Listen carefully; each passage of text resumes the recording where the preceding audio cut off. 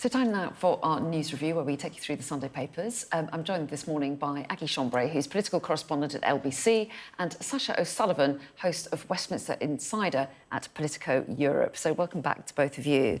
And in the last hour, we went through a number of the political stories on the front pages, but there is reams of coverage inside as well as the fallout continues from the local elections. Lots of stories about what reform will do with this real kind of endorsement of them, but also how the other parties might respond. And Aggie, you've picked out an article in the Sunday Telegraph, which is about some of the pressure being put on Keir Starmer. Indeed. So one of the things that happened after Thursday and Friday's results was on-the-record criticism from Keir Starmer's backbenchers, something we actually haven't really seen that much of before this moment. And now we've had several Red Wall Labour MPs, but also Labour MPs from other parts of the country coming out and being very, very critical. So this story in the Sunday Telegraph is about Jo White, who is the head of the Red Wall Caucus, so it's called, and she has some pretty strong words for Keir Starmer. She says he needs to stop pussyfooting around and act as decisively as Donald Trump. She also says the winter fuel allowance, and that's something, the winter fuel allowance decision that was made by Rachel Reeves back last July, actually. It's gone down really badly, and actually it just keeps coming up as something Labour MPs hear a lot about on the doorstep. She's actually compared that today to Margaret Thatcher's poll tax and said the winter fuel allowance has now become our poll tax problem. We've lost the pensioner vote. Because of this, I hear the anger. And, of course, the poll tax contributed to Margaret Thatcher's downfall, essentially. So really strong words there. She has called for Labour to abandon that, to listen to the anger and to stop talking to themselves as well. This is obviously a really strong intervention from her, but as I say, it's not just her saying this. I've spoken to other Labour MPs. One said this was existential, the sets of results on Thursday and Friday, and they also have quotes from Rachel Maskell, who's the MP for York Central, in here, and as well Brian Leishman, who's a Scottish Labour MP. So lots of Labour MPs coming out, and also I think it's worth saying these aren't necessarily MPs on the left of the party who've never liked Keir Starmer. It's not those people anymore, and I think that's something that will be really worrying Downing Street. And in fact, one of the Labour mayors who got re-elected but with a smaller majority actually talked about this in her campaign as well, the winter fuel allowance being a key sort of totemic issue. What do you think Labour will do about this? I mean, how much are they likely to change their strategy? Because their argument up until now, in response to the election results, is we get it, but we are making changes. They just haven't all come into effect yet.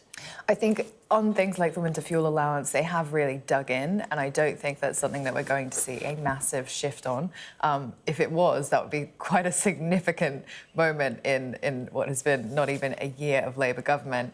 I think one of the things that's really interesting, as Aggie said, is this is the first time the Labour backbenchers feel comfortable enough. You know, they've been around for about 9 months. They feel like they kind of know the lay of the land a little bit, and they can put their names to stuff. You know, Dan Carden was writing in The Sun, as you said, Brian Leishman, who's kind of on the left of the party, really have the full spectrum of the party coming out and saying, we need to think about how we do this. And one of the big criticisms of Starmer is that he has always been that he hasn't been particularly ideological about this stuff, and that makes it very difficult for Labour MPs to say, you know what, like, this is what the government stands for.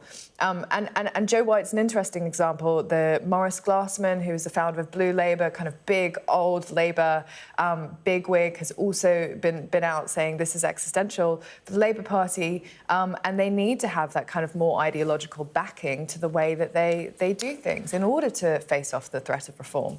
I think part of the problem as well is you have the government basically saying we need to go further, we need to go faster. We get it. Keir Starmer saying, I get it. We understand the country wants change, but also saying in the same breath, this is going to take time. You know, spoken to Labour sources who talk about that decade of renewal that they are desperate for. And you have, you know, the Labour grassroots, Labour MPs saying we need decisiveness like Trump has. We need to move faster. But then you have basically the Labour government saying we need to deliver, but it is going to take time. And I can't see how those things are going to necessarily marry together, at least not immediately. And just for a little bit of balance, because we talked about this in the last hour, but just to reflect that there are huge conversations going on for the Tories as well. Kemi Badenoch under a lot of pressure as well. She's going to take her time fleshing out policies, and a lot of her MPs and supporters say we need more detail now. Yeah, and it's one of the difficult things about being the leader of the opposition is, A, getting people to care when you put out policies, because people tend to pay attention when you get stuff wrong. And that does make it very difficult for Kemi Badenoch to think, OK, we need to pivot here, clearly. I think it's interesting, this idea of acting more like Trump for Keir Starmer. I suspect that will also be a message that people deliver to Kemi Badenoch of, you need to be decisive, you need to kind of basically appeal to these people who want a more, I don't want to say strong man, but they want a more, they want strength in a leader that is so obvious and that can appeal and, you know, face down the very, very real uncertainties that we face on a very local level, but also on a global level. Yeah, and we're going to get lots more politics, of course, with Trevor Phillips. In fact, Reform UK chairman Zia Youssef was going to be on that show, and Health Secretary Wes Streeting, and lots of politics coming up. So loads of these issues will be discussed then too. But let's turn to the other issue that has dominated papers this weekend, Sasha, and that is the interview that Prince Harry did with the BBC on Friday. Still making front pages today. The Mail on Sunday. Harry, now the backlash grows. Yeah, so it's interesting because the BBC interview kind of came a little bit out of the blue for a lot of people. I think the palace didn't really expect it. You know, this front page on the Mail is basically Prince Harry saying, this is the establishment working against him, and the row centres over whether or not he automatically has security which is paid for by the state. It's about a body called RAVIC, called the Protection of Royal and Public Figures, and he basically thinks that the palace intervened and didn't really fight for him in that way. And he's called on Yvette Cooper, the Home Secretary, to actually look into this. And you know, the Mail, relatively predictably, who are not huge fans of Prince Harry, have got this poll saying that 2/3 of Brits think that the Sussexes should be stripped of His Royal Highness titles. Look, I have to confess, I'm not a big royals person.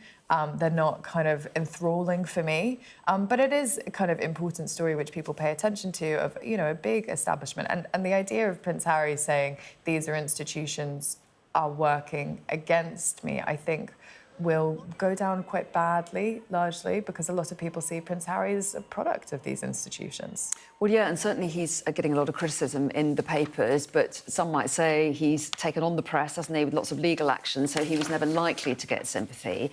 But there are lots of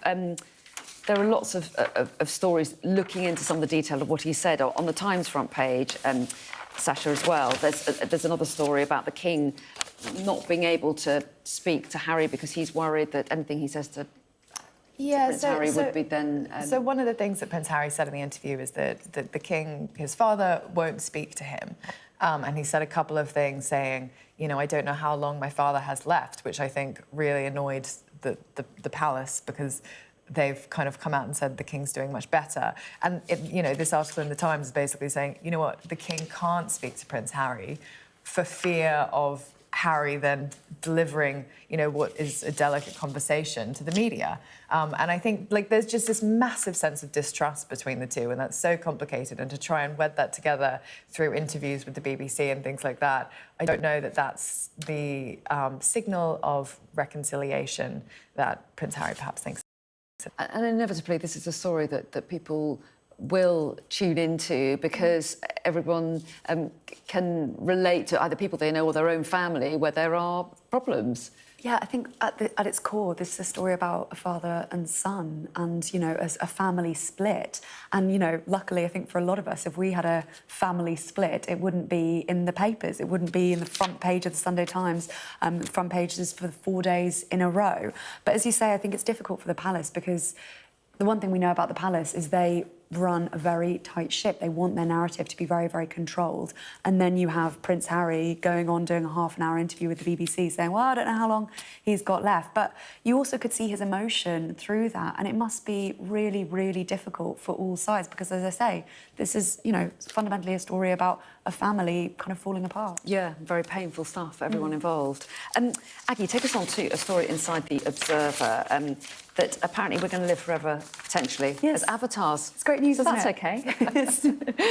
It's brilliant news. I mean, this, on first reading, sounds like an episode of Black Mirror, but it is not an episode of Black Mirror. So basically, this is a story about, for $199 US, you can you can write loads of text messages, you can send loads of videos into this app, and it will then, after you're gone, it will kind of recreate you so that your family miss you less, I suppose. And it's a bit controversial, obviously, because, for example, what if you accidentally put a secret in and then it's revealing a secret to your family after you're gone? And there's also already... That's the ultimate mic drop, really, isn't it? Yes, exactly. There's nothing you can do about this. And because you think you just want to kind of burn all of your diaries and no one to go on your phone after you're gone because you don't want people to see this. But this is the complete opposite of that. And you do have some control because you can kind of put in whatever messages you want, whatever videos you want. But there's already this South Korean company called Deep Brain AI. And for $50,000, a bit more than $200 US, it creates these hyper-realistic 3D avatars of this deceased. So it's not just your voice, it's literally your body. And there's videos of people kind of hugging their son who they've lost 3 years later, who's basically become this avatar of them. So all a bit strange. We've only got 10 seconds, so I can't get your reaction, but I see you shaking your head a little bit. I think it's weird. There we go. We are out of time. So lovely to have you on this morning. Thank you both very much indeed.